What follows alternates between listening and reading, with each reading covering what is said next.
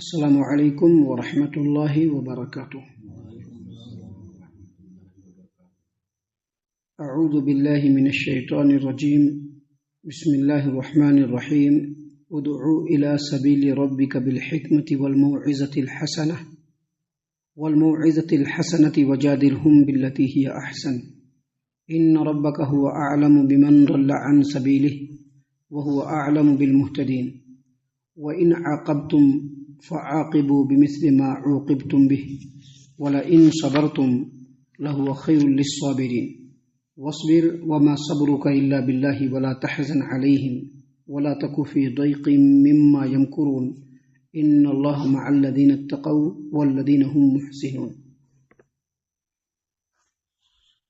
اے نبی صلی اللہ علیہ وسلم،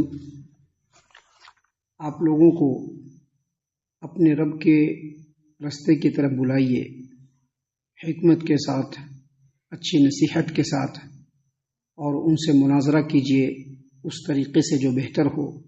بے شک آپ کا رب خوب جانتا ہے اس کو بھی جو اللہ کے رستے سے گمراہ ہو گیا اور اس کو بھی جو ہدایت یافتہ ہے۔ اور اگر بدلہ لینا ہو تو اتنی ہی تکلیف پہنچائیے، اتنا ہی بدلہ دیجیے جتنا آپ کو تکلیف پہنچایا گیا ہے۔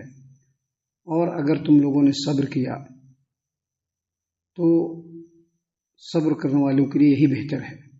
آپ صبر کیجئے، اور صبر بھی اللہ کی توفیق سے ہے۔ اور جو لوگ سازش رچتے ہیں، مکر و فریب کرتے ہیں، ان کی باتوں سے نہ غم کھائیے اور نہ ہی دل تنگ کیجئے۔ بے شک اللہ تبارک و تعالیٰ پرہیزگاروں کے اور نیک لوگوں کے ساتھ ہے۔ محترم سامعین کرام، سورۃ النحل کی آخری آیات یعنی آیت نمبر 125، 126، 127، 128، سورۃ النحل سورہ نمبر 16، آیت نمبر 125، 126، 127، 128، یہ آخری آیات آپ کے سامنے پیش کی گئیں، اور ان آیتوں کا ترجمہ بھی آپ کی خدمت میں پیش کیا گیا۔ سامعین کرام، جو پہلی آیت یعنی آیت نمبر 125 ہم نے آپ کے سامنے پیش کیا، اس میں پیارے رسول صلی اللہ علیہ وسلم کو حکم دیا گیا ہے۔ اصل میں یہ حکم پیارے رسول صلی اللہ علیہ وسلم کے ذریعے سے تمام امت کے لوگوں کو دیا گیا ہے، اور خاص طور سے جو دعوت و تبلیغ کا کام کرتے ہیں، لوگوں کو صحیح بات اور حق بات پہنچانے والے ہیں، ان کو حکم دیا گیا ہے کہ جب کسی کو اللہ کے راستے کی طرف بلانا ہو تو جو اصول اور قاعدے ہیں اس کو ضرور ملحوظ رکھیں۔ ایسے ہی کھڑے ہو گئے، ایسے ہی بیٹھ گئے، کچھ بھی سامنے رکھ لیا، کچھ بھی بول دیا، نہیں، بلکہ جو اصول ہیں، جو ضابطے ہیں، جو قاعدے ہیں، اس کی روشنی میں ہی لوگوں کو اللہ تبارک و تعالیٰ کے راستے کی دعوت دینا ہے۔ دیکھیے اللہ نے سب سے پہلے کیا فرمایا؟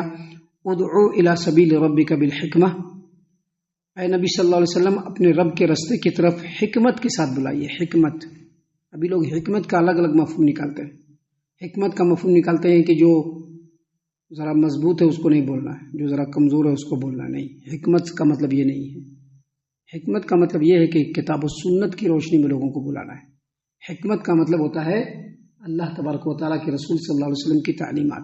حکمت کی تفسیر قرآن کریم کے اندر جو حکمت کا لفظ آیا ہے، اس کی تفسیر مفسرین اہل علم اور سلف صالحین نے یہی لیا ہے کہ جو اللہ تبارک و تعالیٰ کے کتاب کی تفصیل ہو اس کو حکمت کہا جاتا ہے۔ یعنی جب لوگوں کو دعوت دینا ہے، جب لوگوں کو اللہ کی طرف بلانا ہے تو اللہ کی کتاب کی روشنی میں اور نبی کریم صلی اللہ علیہ وسلم کی تعلیمات کی روشنی میں۔ ابھی لوگ کوئی بھی کتاب لے کے بیٹھ گئے اور لوگوں کے سامنے پڑھنا شروع کر دیا اور کہتے ہیں کہ یہ دعوت و تبلیغ کر رہے ہیں۔ کوئی بھی کتاب لے کے بیٹھ گئے، کسی کی بھی کتاب لے کے بیٹھ گئے، اس میں کیا صحیح ہے، کیا غلط ہے، کیا سچ ہے، کیا جھوٹ ہے، اس سے کوئی مطلب نہیں ہے، بس لے کے بیٹھ گئے اور دعوت دینا شروع کر دیا۔ نہیں، لوگوں کو دعوت دینا ہے تو آپ سب سے پہلے اللہ کے کلام کی روشنی میں لوگوں کو دعوت دیجیے۔ دعوت دینا ہے تو نبی کی تعلیمات کی روشنی میں دعوت دیجیے، کیونکہ آپ دعوت کس کی دے رہے ہیں؟ کیا اپنی دعوت دے رہے ہیں؟ اپنے گھر کی دعوت دے رہے ہیں؟ نہیں، آپ دے رہے ہیں اللہ تبارک و تعالیٰ کی تعلیم کی دعوت، آپ دے رہے ہیں نبی کریم صلی اللہ علیہ وسلم کی تعلیمات کی دعوت۔ تو جب اللہ کے راستے میں دعوت دینا ہے، اللہ کے دین کے لیے دعوت دینا ہے، اللہ کو راضی کرنے کے لیے دعوت دینا ہے، جس دین کو اللہ نے اتارا ہے اس دین کی طرف دعوت دینا ہے، تو دعوت دینے کا طریقہ کہاں سے لائیے گا؟ اللہ تبارک و تعالیٰ نے جو سکھایا جو بتایا ہے تو اللہ نے یہاں پر اس آیت کریمہ کی روشنی میں حافظ ابن کثیر رحمۃ اللہ علیہ نے بھی اور دیگر مفسرین نے بھی لکھا ہے کہ کتاب و سنت کے ذریعے سے دعوت دینا ہے۔ حکمت کا مطلب یہ ہے، حکمت سے مراد اللہ کی کتاب اور نبی کریم صلی اللہ علیہ وسلم کی سنت، اس کی روشنی میں اس کے ذریعے سے لوگوں کو دعوت دینا ہے۔ کچھ بتانا ہے تو اللہ کے کلام کو پڑھنا ہے، نبی کی تعلیم کو پڑھنا ہے، اس طرح سے دعوت دینا ہے۔ اور آگے کہا والموعظۃ الحسنہ، نیک نصیحت کے ذریعے سے۔ نیک نصیحت کا مطلب حافظ ابن کثیر رحمۃ اللہ علیہ اور حافظ ابو جعفر ابن جریر طبری رحمۃ اللہ علیہ نے لکھا ہے کہ نیک نصیحت کا مطلب یہ ہے کہ لوگوں کے حالات، جو لوگ گزر گئے ان کے حالات بیان کرو تاکہ اچھے حالات سے لوگ اچھی نصیحت حاصل کریں۔ والموعظۃ الحسنہ کا مطلب یہ ہے کہ لوگوں کے حالات و واقعات کو بیان کرو تاکہ ان کو سن کر کے لوگوں کے دل میں بات آئے کہ ہاں وہ کیسے تھے، اگر وہ اچھے تو اللہ کی کیسی رحم ان کے ساتھ ہوئی، اگر وہ غلط تھے تو کیسے اللہ تبارک و تعالیٰ کا دردناک عذاب ان کے اوپر آیا اور وہ ڈر جائیں۔ تو اللہ تبارک و تعالیٰ نے فرمایا کہ لوگوں کو اپنے رب کی طرف دعوت دیجیے حکمت کے ذریعے سے اور نیک نصیحت کے ذریعے سے۔ وجادلہم باللتی ہی احسن، اور جب لوگوں سے مناظرہ ہو، ٹاکنگ، ابھی ایک سوال کیا جواب دینا ہے یا کوئی کنفیوژن ہے، کوئی ڈاؤٹ ہے، اس پر بحث کرنا ہے تو نرم طریقے سے، نرمیت کے ساتھ۔ وجادلہم باللتی ہی احسن، ایسا انداز ہونا چاہیے جس میں نرمی ہو، ملائمیت ہو، خندہ پیشانی ہو، اس کے ساتھ لوگوں کے سوال کو ایک دم صبر کے ساتھ سننا اور پھر اس کا جواب دینا ہے اچھائی کے ساتھ، مسکراتے ہوئے۔ اللہ تبارک و تعالیٰ نے قرآن کریم سورۃ العنکبوت میں فرمایا وَلَا تُجَادِلُوا أَهْلَ الْكِتَابِ إِلَّا بِالَّتِي هِيَ أَحْسَنُ إِلَّا الَّذِينَ ظَلَمُوا مِنْهُمْ، جب اہل کتاب سے مناظرہ کرنا ہو، جب اہل کتاب سے مناظرہ کرنا ہو، ان کو بھی آپ کے اوپر ڈاؤٹ ہے اور آپ کو بھی ان کا جواب دینا ہے، تو مناظرہ کرنا ہو تو اچھے انداز میں مناظرہ کیجیے۔ ہاں، وہ جو ظلم کرے ان کے ساتھ ظلم کرنا ہے، لیکن مناظرہ جب کرنا ہے، باتیں کرنی ہے تو اچھے انداز میں کرنی ہے۔ یہ دعوت کا اصول ہے اور طریقہ ہے، نرمی اختیار کرنا ہے۔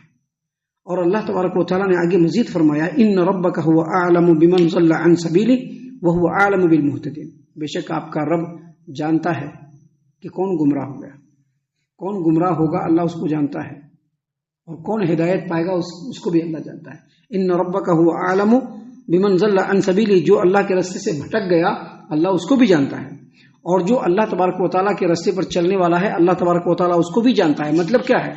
مطلب یہ ہے کہ آپ کا کام دعوت دے دینا ہے۔ آپ کا کام کیا ہے؟ لوگوں کو صحیح طریقے کی دعوت دے دینا۔ آپ کا کام ہے لوگوں کو صحیح طریقہ سمجھا دینا۔ اب وہ چلتے ہیں یا نہیں چلتا ہے ان کی مرضی، اس پر آپ کو ٹینشن لینے کی ضرورت نہیں، فکر کرنے کی ضرورت نہیں، کیونکہ آپ کا کام ہدایت دینا نہیں، آپ کا کام صرف لوگوں تک صحیح بات کو پہنچا دینا ہے۔ انک لا تہدی من احببت انک لا تہدی من احببت ولکن اللہ یہدی من یشاء وہو اعلم بالمہتدین۔ آپ کی چاہت سے کوئی ہدایت پر نہیں آئے گا، لیکن اللہ جس کو چاہے گا وہ ہدایت پر آئے گا، اور اللہ خوب جانتا ہے کہ کون ہدایت پر آنے والا ہے۔ سامعین کرام، اس آیت کریمہ میں اللہ تبارک و تعالیٰ نے اللہ کی طرف دعوت دینے کا اصول بیان فرمایا ہے کہ کیسے لوگوں کو دین کی دعوت دینی ہے، کیسے لوگوں کو سمجھانا ہے۔ ایسا نہیں کہ جس کا منہ اٹھا اور جو منہ اٹھایا لگا دعوت و تبلیغ کرنے کے لیے، کچھ معلوم بھی ہے یا نہیں معلوم ہے، قرآن کی کچھ اہمیت بھی ہے کہ نہیں اہمیت ہے، بس جس کو منہ اٹھا کھڑا ہو گیا اور لگا دعوت دینے کے لیے۔ نہیں، دعوت دینے کے لیے اللہ تبارک و تعالیٰ نے اس آیت کریمہ میں اصول بیان فرمایا ہے۔ آپ قرآن و حدیث کی روشنی میں لوگوں کو دعوت دیجیے، اچھائی کے ساتھ دعوت دیجیے، پچھلے لوگوں کے حالات کو بیان کر کے لوگوں کے ساتھ دعوت دیجیے، اور جب لوگوں سے بحث و مباحثہ ہو، مناظرہ ہو، ٹاکنگ ہو، تو اس وقت انتہائی نرمیت کے ساتھ لوگوں کو سمجھائیں۔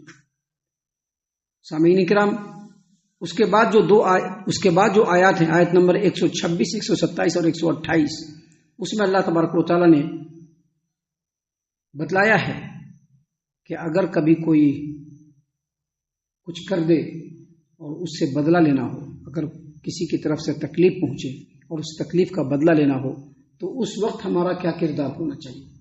اللہ تبارک و تعالیٰ نے فرمایا وَإِنْ عَاقَبْتُمْ فَعَاقِبُوا بِمِثْلِ مَا عُوقِبْتُمْ بِهِ، اگر کسی سے بدلہ لینا ہو تو اتنا ہی بدلہ لیجیے جتنا آپ کو تکلیف پہنچایا گیا ہے۔ یعنی اس آیت کریمہ میں یہ بتلایا گیا ہے کہ اگر بدلہ لینا ہو، قصاص لینا ہو، تو بھی انصاف کے ساتھ، اگر کوئی ایک تھپڑ مارا ہے تو ہم ایک تھپڑ مارنے کا حق رکھتے ہیں۔ دیکھیے حافظ ابو جعفر ابن جریر طبری رحمۃ اللہ علیہ اور دیگر مفسرین نے یہی کہا ہے، امام مجاہد، امام حسن بصری اور بہت سارے ائمہ نے کہا ہے کہ اس کا مطلب یہی ہے کہ اگر کسی سے بدلہ لینا ہے تو جتنا آپ کو تکلیف پہنچائے گا اتنا آپ بدلہ لے سکتے ہیں۔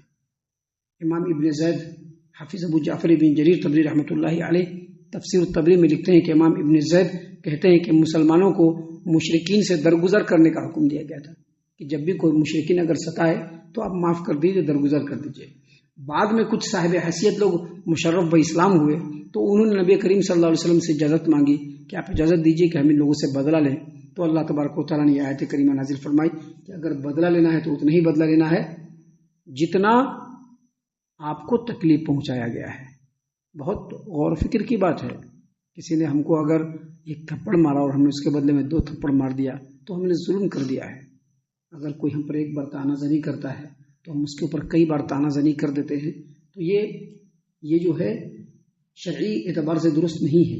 لیکن آگے اللہ تبارک و تعالیٰ نے مزید کہا ہے کہ صبر کرنا زیادہ بہتر ہے، یعنی اگر کسی کی طرف سے تکلیف پہنچ گئی اور آپ نے صبر کیا تو صبر کرنے والوں کے لیے یہ بہتر ہے۔ اللہ نے کیا فرمایا؟ وَلَئِن صَبَرْتُمْ، لیکن اگر تم نے صبر کر لیا، تو یہ صبر کرنے والوں کے لیے بہتر ہے۔ یعنی اگر کسی سے تکلیف پہنچے اس وقت صبر کر لو، اللہ تبارک و تعالیٰ تمہارے ساتھ رہے گا۔ شرط یہ ہے کہ صبر کر لینا، واویلا نہیں مچانا، لڑنا جھگڑنا نہیں۔ اس نے تکلیف پہنچایا، ہم خاموشی سے اپنے مقام پر ہیں۔ اللہ تبارک و تعالیٰ نے اس آیت کریمہ میں یہی بات بتایا کہ اگر کوئی تکلیف پہنچاتا ہے تو آپ کو حق ہے کہ آپ اتنا تکلیف پہنچائیے، لیکن اگر آپ صبر کر لیتے ہیں، خاموشی اختیار کر لیتے ہیں، درگزر کر دیتے ہیں، چھوڑ دیتے ہیں، تو اللہ نے فرمایا لَهُوَ خَيْرٌ لِلصَّابِرِينَ، تو صبر کرنے والوں کے لیے یہ بہتر ہے۔ آگے مزید اللہ تبارک و تعالیٰ نے فرمایا حکم دیتے ہوئے وَاصْبِرْ، آپ صبر کیجئے، وَمَا صَبْرُكَ إِلَّا بِاللَّهِ، اور صبر کرنا بھی اللہ کی توفیق سے ہی ہوگا۔ کیا مطلب یہاں پر تاکید کیا جا رہا ہے کہ اگر کوئی تکلیف پہنچاتا ہے تب بھی صبر کیجئے۔ یہاں پر تاکید کیا جا رہا ہے کہ جو صبر کرنے والے ہوتے ہیں وہ اللہ تبارک و تعالیٰ اس کے ساتھ ہوتا ہے۔ یہاں پر تاکید بیان کی جا رہی ہے کہ صبر بھی آپ کو کب آئے گا؟ جب اللہ کی توفیق ہوگی، جب اللہ آپ کو ہیلپ کرے گا، جب اللہ آپ کا سپورٹ کرے گا، تبھی آپ کو صبر ملنے والا ہے۔ لہذا صبر کرنا یہ زیادہ بہتر ہے۔ بدلہ لینے سے بہتر کیا ہے؟ صبر کر دینا۔ اللہ تبارک و تعالیٰ نے قرآن کریم میں نبی کریم صلی اللہ علیہ وسلم کو واضح طور پر کہا ہے کہ آپ لوگوں کے ساتھ درگزر کیجیے۔ اگر کچھ کرتا ہے، کچھ تکلیف پہنچاتا ہے، کچھ ٹپنی کر دیتا ہے، کچھ غیبت کر دیتا ہے، کچھ بہتان بازی کر دیتا ہے، تو اس وقت صبر کیجیے۔ کیوں صبر کیجیے؟ کیونکہ صبر کرنے والوں کے ساتھ اللہ تبارک و تعالیٰ ہے۔ اللہ نے آگے مزید کہا وَاصْبِرْ وَمَا صَبْرُكَ إِلَّا بِاللَّهِ، دیکھیے آپ صبر کیجیے اور صبر کرنا بھی اللہ کی توفیق سے ہے۔ وَلَا تَحْزَنْ عَلَيْهِمْ وَلَا تَكُ فِي ضَيْقٍ مِّمَّا يَمْكُرُونَ، اور لوگ جو آپ کے خلاف سازشیں کرتے ہیں، چالیں چلتے ہیں، لوگ آپ کے خلاف جو سازش کرتے ہیں، چالیں چلتے ہیں، مکر و فریب کرتے ہیں، آپ کے خلاف محاذ قائم کرتے ہیں، تو ان باتوں سے آپ اپنے دل کو بالکل تنگ مت کیجیے اور غمگین مت ہوئیے۔ کیوں غمگین مت ہوئیے؟ آگے اللہ نے فرمایا ان اللہ مع الذین اتقوا، جو صبر کرنے والے لوگ ہیں، جو تقوی اور پرہیزگاری اختیار کرنے والے لوگ ہیں، ان اللہ مع الذین اتقوا والذین هم محسنون، جو نیکوکار لوگ ہیں، جو صبر کرنے والے لوگ ہیں، جو اللہ کے بتائے ہوئے طریقے پر چلنے والے لوگ ہیں، جو نیکوکار ہیں، اللہ تبارک و تعالیٰ ان کے ساتھ ہے۔ اور جب اللہ تبارک و تعالیٰ ان کے ساتھ ہے تو کوئی بھی اس کا کچھ بھی نہیں بگاڑ سکتا ہے۔ اسی لیے اگر کوئی تکلیف پہنچا جائے تو آپ کو حق ہے کہ آپ اتنا تکلیف اس کو پہنچا دیجئے، لیکن اگر ہم صبر کر لیتے ہیں تو یہ اللہ کی نظر میں زیادہ پسندیدہ ہے اور اس کا مقام زیادہ بڑا ہے۔ ہم اللہ سے دعا کرتے ہیں کہ اللہ تعالی ہم تمام کو ان تمام باتوں کے اوپر خوب غور و فکر اور تدبر کرنے کے ساتھ ساتھ ان باتوں کے اوپر عمل کرنے کی بھی توفیق عطا فرمائے، آمین۔ اللہ تعالی ہم تمام کو صحیح معنوں میں پکا سچا مومن مسلمان بنائے، اللہ اور اس کے رسول صلی اللہ علیہ وسلم کی اطاعت و فرما برداری کرنے والا بنائے، صحابہ کرام رضی اللہ عنہم کے طریقے پر چلنے والا بنائے، جنت الفردوس میں جگہ عطا فرمائے۔ اے اللہ ہم تمام کو جہنم سے پناہ دے، اے رب العالمین ہم تمام کو جہنم سے پناہ دے، اے مالک الملک ہم تمام کو جہنم سے پناہ دے، آمین یا رب العالمین۔ وما علینا الا البلاغ المبین۔ تبارك الذي نزل الفرقان على عبده ليكون للعالمين نذيرا